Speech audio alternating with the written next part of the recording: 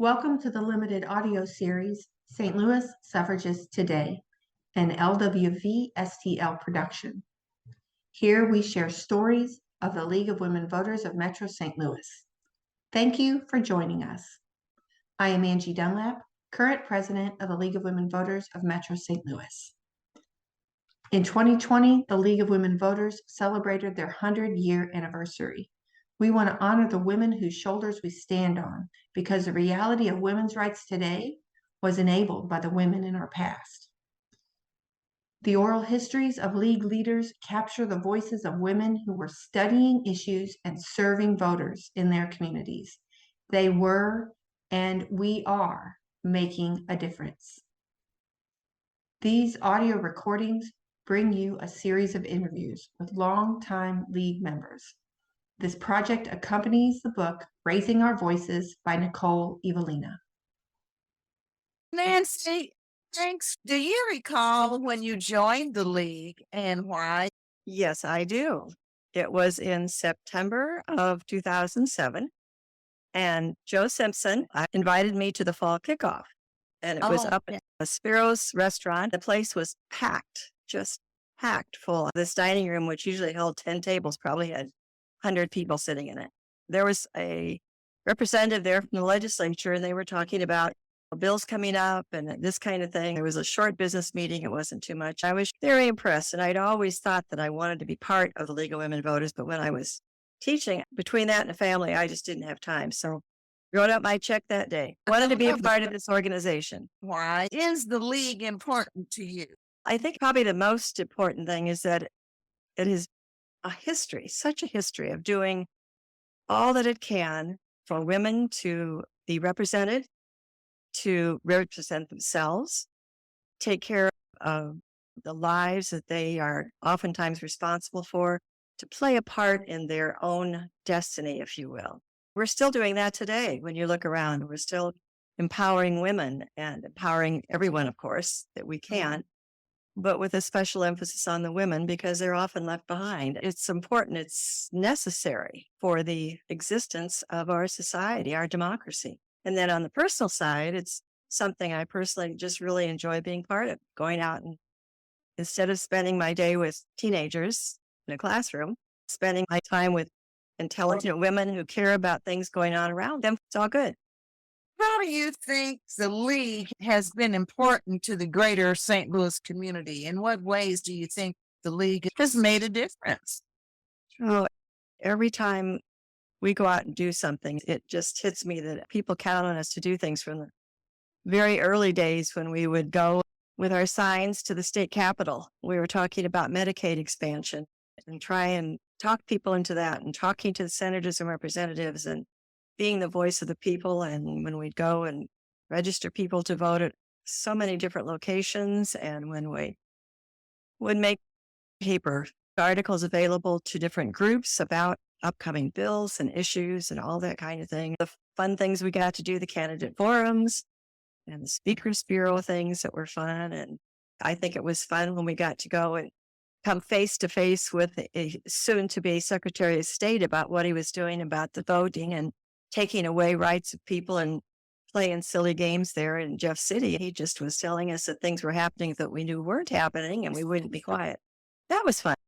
It was saying, we aren't stupid. We know what's going on. He just kept handing things off to his aide and saying, oh, you'll take care of that, won't you? So many experiences we've had. I'd like to point out at that time when he had come to St. Louis to try to campaign for the restrictions on voting that he was championing at the time, you asked him to please send us information on any cases he could find where there was actual voter fraud. In other words, an actual case of someone, and he said that he would, and we never got it. Finally did show that there were two people and they were both changing counties, drove to the county seat next door to vote for a nephew. And of course, they were taken to court. I thought that was interesting. You kind of nailed him there. Anyway, as a League leader, what was the most challenging thing you faced? I think besides being the day-to-day craziness of COVID and all of that going on, I guess we both probably recognized it was keeping up the brave front, you might say, when everything we did was just smashed by the legislature and just not stopping, just keeping going on and continuing to provide opportunity for our members to do things at different places we went and from the parades and got them involved in the census. Just every opportunity we could that was given to us to get our members involved so that they would feel that they had a part in doing something positive. Because we went through some grim days, I can say this because it's history, with President Trump. And then when all of the conservatives totally took over Jeff City, it was just very frustrating. I think that was a challenge to just continue to encourage our folks to keep going. When we look back on the ladies that fought for so many years to get the franchise for women, I said, we got to keep going. We can't give up hope.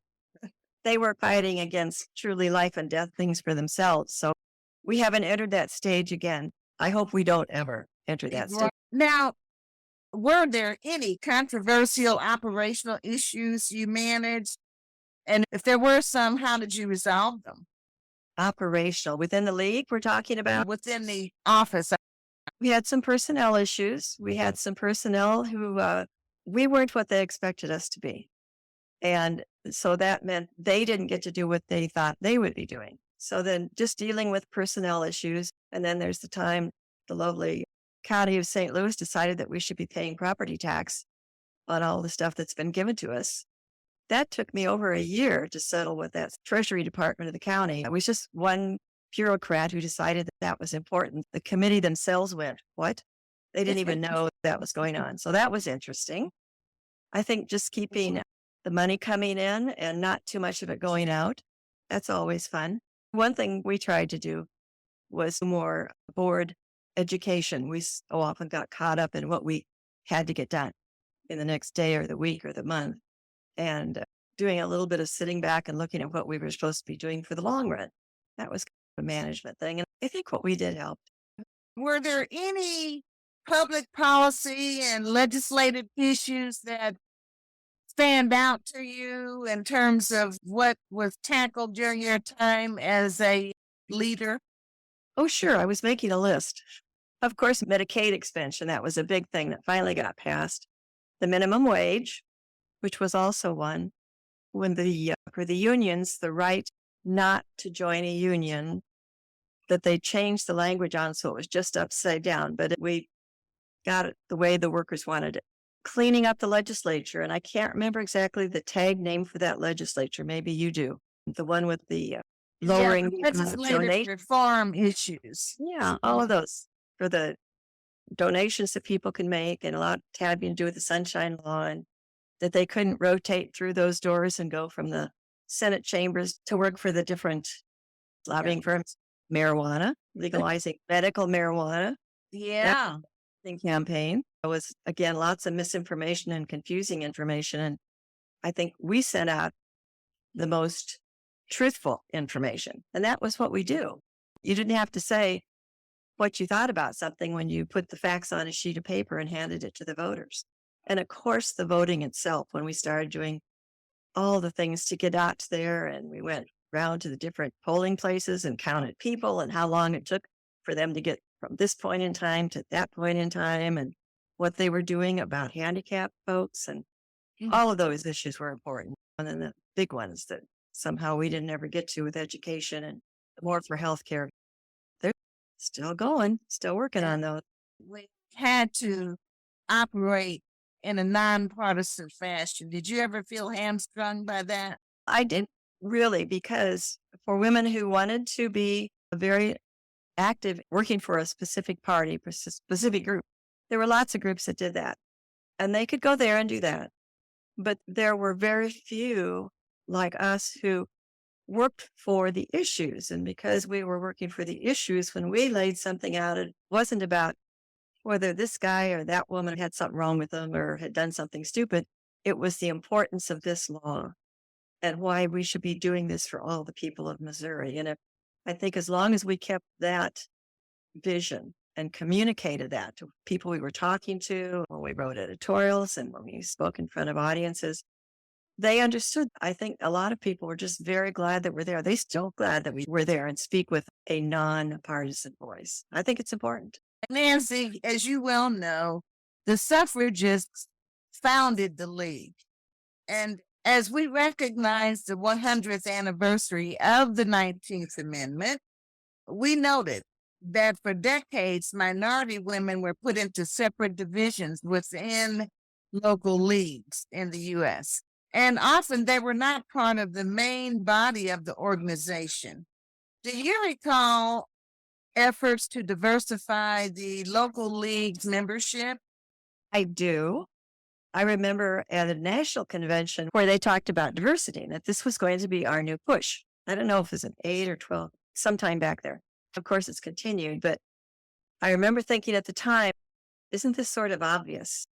Why are they training us to do this? This should be who we are, inviting to everybody, wanting all different kinds, types, ages, groups, genders, whatever, to be part of this because that's who America is.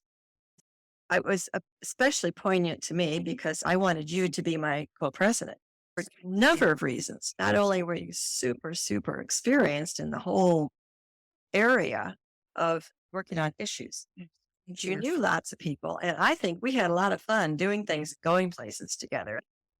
It made a difference when we'd walk in as a team and we were both there with the same message, wanting to help whoever. I think we were living out what we were talking about. I still believe that. You have been wonderful, bringing in more and more ladies from not only the sorority, but from the North Side to help with voting, who love doing it. My gosh. Dear Carol Strawberry, bless her heart. We miss her. It's a good thing. I don't know who the messengers will be of this in the years ahead. I don't know who in the league will be the leaders, but I hope it will stay strong.